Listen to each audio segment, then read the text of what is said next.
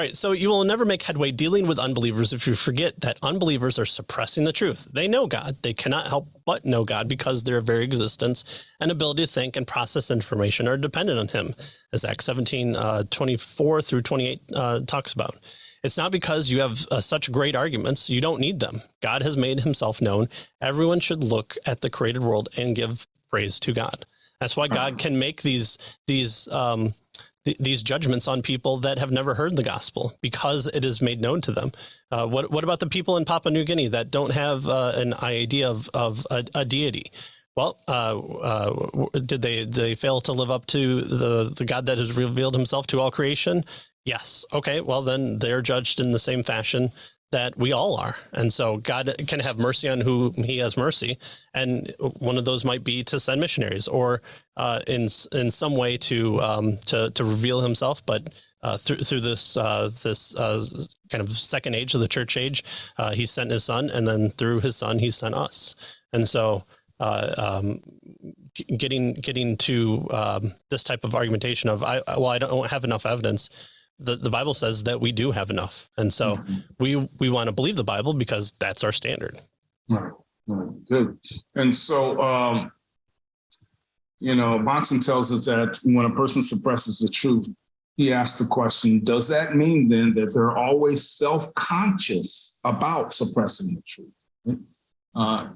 When you talk to your unbelieving professor, for instance, is he or she sitting there saying, I know there's a God and I'm trying to escape that, but I'm going to lie to this person, right?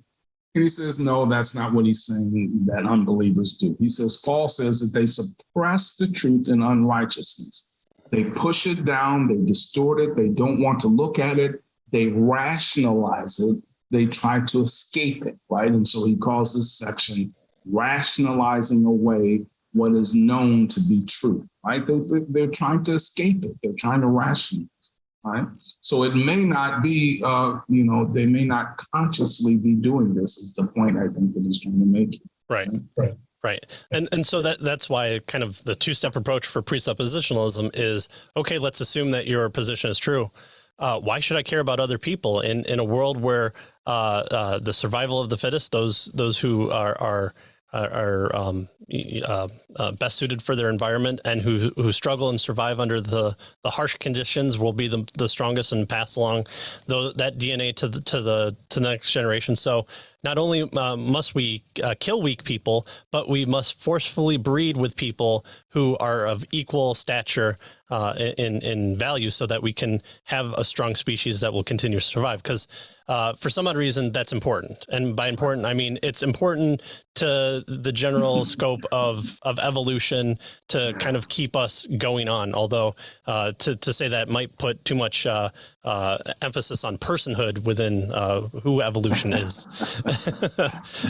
and so, why don't we do that? Well, because we care about human dignity, or society is best formed in this type of environment. Well, let's just try. Let's just try to do it this way, because well, especially if you're claiming that nature, that's the way nature operates anyway, right? So why are we going against it? Right? Yeah. Gazelles might do your way of community and huddling together, but the lion comes in and takes the food out of the mouths of the tigers. And so that's perfectly fine for that. So let's continue that model. We need more lions, and thank you, tigers, for doing all the hard work. But I'm more important than you, and I'm going to go take over this other pride. But first, I'm going to kill all the children over there because they're not mine. Okay, well, by what standard are we going to say that shouldn't happen? Stop, pause. I wouldn't like that. You wouldn't like that either. But I can do it. What? We all agree that we wouldn't like it. Right? We have a good reason why it's bad. Exactly. And that's the second approach. That is the second approach, is to say, but I have a reason why we have that feeling of, well, that's not fair. Oh, fair out in the world is survival of the fittest, and kill or be killed, eat or be eaten.